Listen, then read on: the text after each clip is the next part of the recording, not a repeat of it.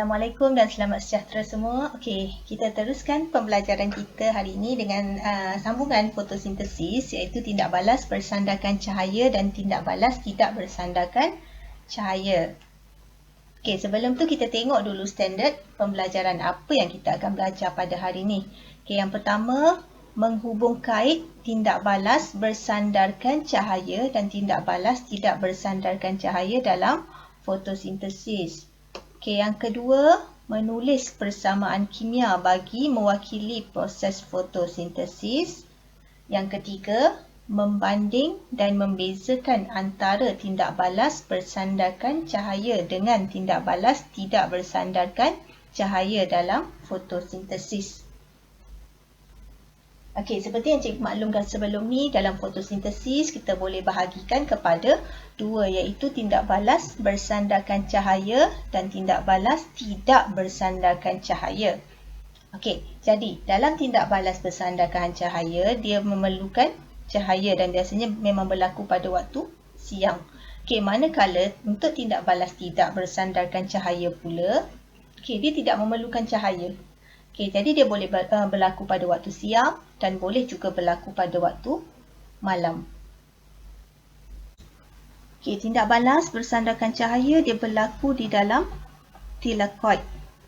Okey, manakala untuk tindak balas tidak bersandarkan cahaya pula dia berlaku di dalam stroma. Okey, cikgu harap awak masih ingat ya struktur kloroplas yang kita belajar dalam sesi pembelajaran yang lepas. Okey, dalam sesi pembelajaran yang lepas kita tengok kita dah kenal pasti struktur yang ada pada kloroplas. Okey, pada dalam kloroplas ni dia terdiri daripada timbunan kantung pipih.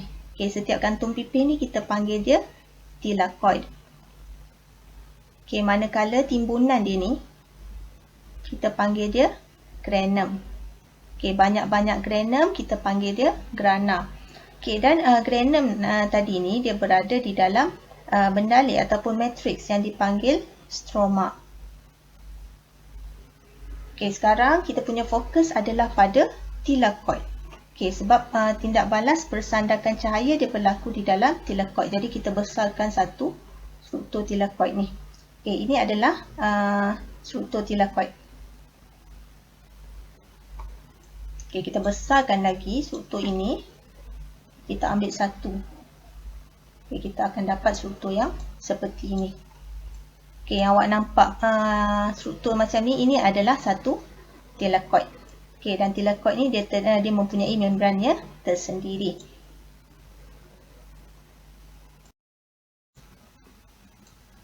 Okey, tindak balas bersandarkan cahaya ni dia berlaku pada membran thylakoid. Okey, sebelum tu kita tengok dulu apa sebenarnya komponen yang ada pada membran thylakoid kita ni.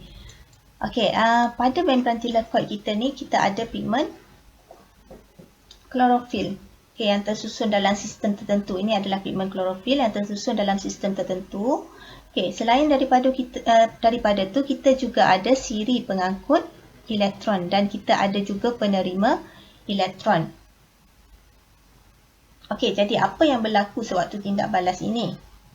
Okey, tenaga cahaya diserap oleh molekul klorofil. Okey, apabila molekul klorofil tadi menyerap tenaga cahaya, okey, elektron yang ada pada molekul klorofil ni dia akan teruja ke aras yang lebih tinggi. Okey, dan dia akan keluarlah daripada molekul klorofil tadi. Okey, dan dia akan lalu pada satu siri pengangkut elektron. Okey, sebenarnya dia ada nama-nama je, tapi untuk ringkas awak ni awak tak perlu tahulah namanya. Okey, sewaktu dia melalui siri pengangkut elektron tadi, dia menghasilkan tenaga. Okey, dan tenaga tadi akan digunakan untuk membentuk molekul ATP. Okey, yang mana ATP ini akan digunakan dalam tindak balas tidak bersandarkan cahaya. Okey.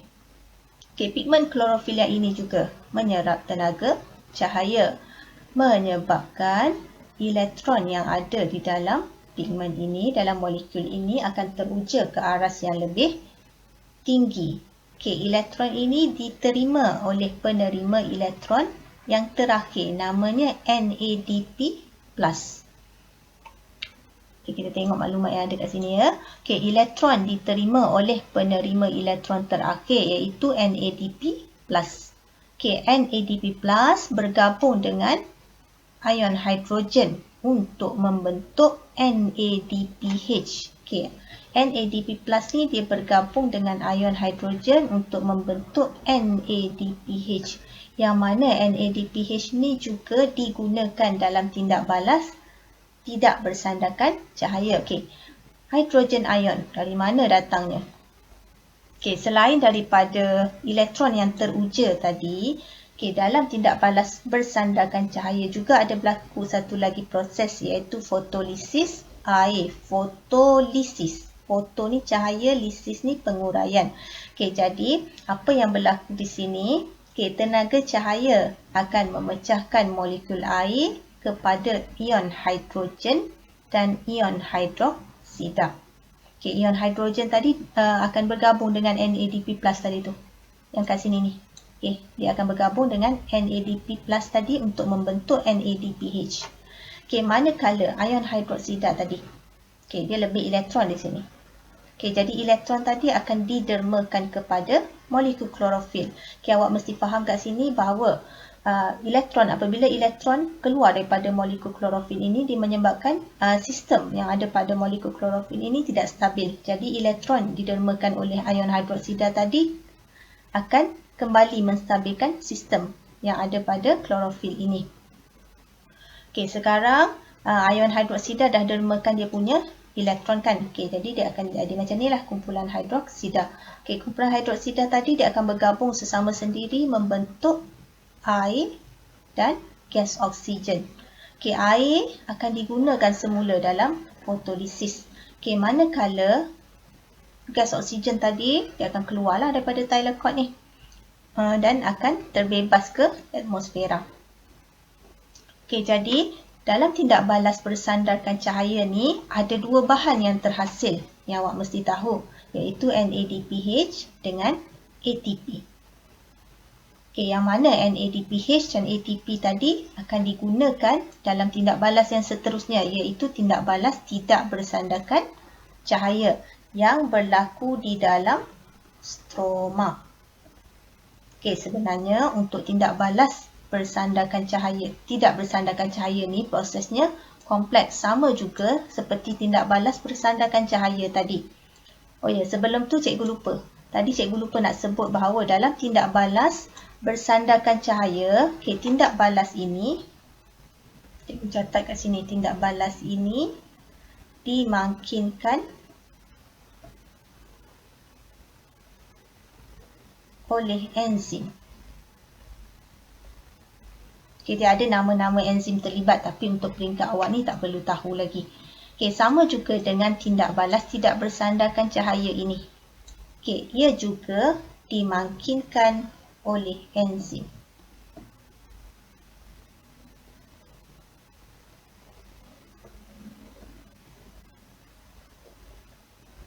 Okey.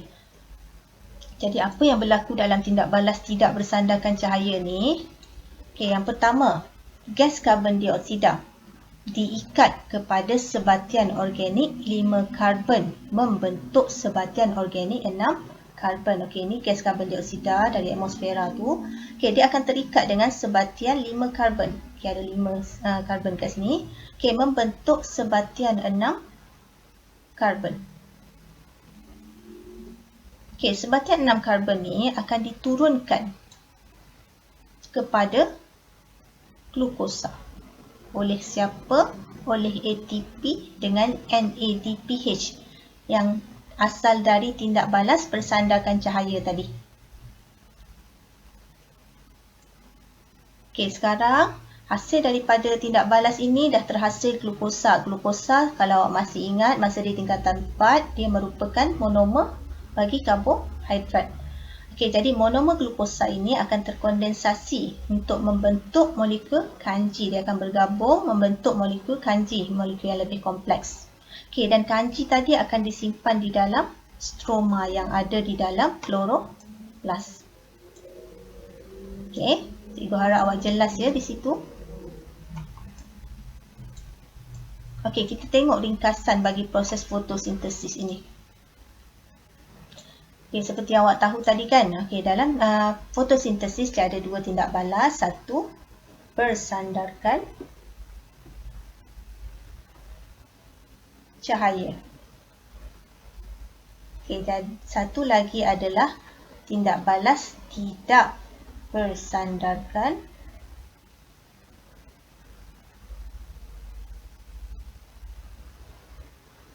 cahaya. Okey, tindak balas bersandarkan cahaya dia berlaku dalam thylakoid, manakala yang bersandarkan cahaya dia berlaku dalam stroma. Okey, jadi apa yang berlaku dalam tindak balas bersandarkan cahaya tadi? Okey, cahaya akan diserap oleh pigmen klorofil. Okey, menyebabkan elektron teruja dan akan melalui satu siri pengangkut elektron dan diterima oleh penerima elektron yang terakhir kan. Okey, jadi hasil yang terbentuk dalam tindak balas bersandarkan cahaya tadi ada dua, iaitu ATP dan NADPH. Okey, yang mana kedua-dua hasil ni akan digunakan dalam tindak balas tidak bersandarkan cahaya. Okey, jadi awak mesti faham kat sini lah. Okey, tindak balas tidak bersandarkan cahaya ni dia hanya boleh berlaku jika ada bahan yang terhasil daripada tindak balas bersandarkan cahaya. Jadi kalau katakan tindak balas bersandarkan cahaya ni tak berlaku, tindak balas tidak bersandarkan cahaya juga tak boleh berlaku. Sebab apa? Sebab tak ada bahan ini, iaitu ATP dan NADPH.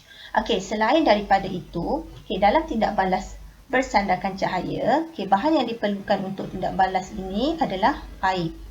Air ini adalah sebagai penderma elektron dalam tindak balas ini. Dan hasil daripada tindak balas fotolisis air tadi, dia juga menghasilkan bahan sampingan, iaitu gas oksigen. Gas oksigen ni akan dibebaskan ke atmosfera, yang mana digunakan oleh organisma lain untuk menjalankan respirasi. Manakala untuk tindak balas tidak bersandarkan cahaya pula, dia punya bahan mentah ataupun bahan yang diperlukan adalah karbon dioksida.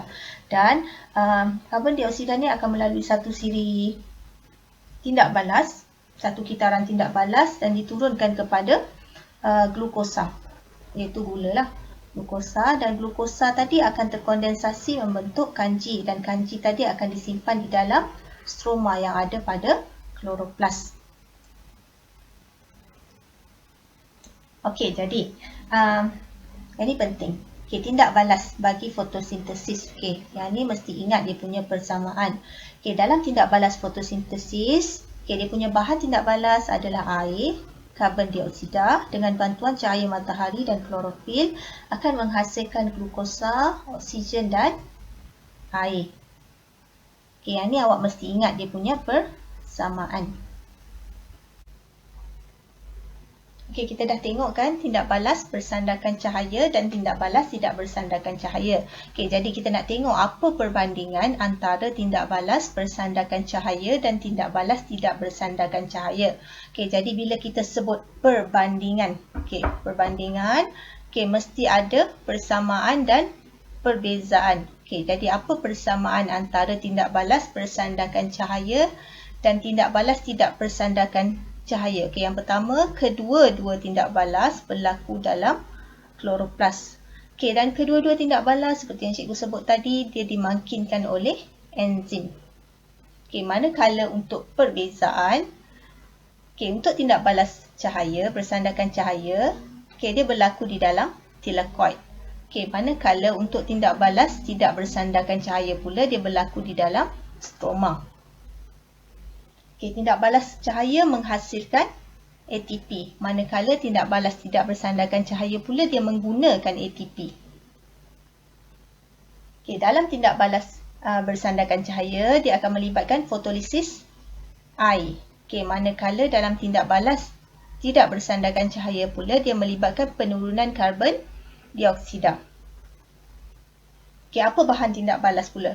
Untuk tindak balas bersandarkan cahaya, bahan tindak balas yang digunakan adalah air. Air ni bertindak sebagai penderma elektron dalam tindak balas bersandarkan cahaya. Manakala untuk tindak balas tidak bersandarkan cahaya, bahan tindak balas yang diperlukan adalah karbon dioksida yang terdapat di udara. Untuk hasil tindak balas, bagi tindak balas bersandarkan cahaya, hasil tindak balas adalah gas oksigen dan molekul air. Okey, manakala untuk tindak balas tidak bersandarkan cahaya pula, hasil tindak balasnya adalah glukosa. Okey, jadi sebelum kita akhiri kelas, cikgu nak awak fikir-fikirkan pernyataan ni. Okey, jika tindak balas bersandarkan cahaya tidak dapat berlaku dalam tumbuhan. Okey, adakah tindak balas tidak bersandarkan cahaya dapat berlaku? Okey, berikan penjelasan anda. Okey, yang ni cikgu nak awak sediakan jawapan. Nanti kita akan bincangkan dalam Telegram. Okey, cikgu rasa itu sahaja untuk hari ini. Terima kasih.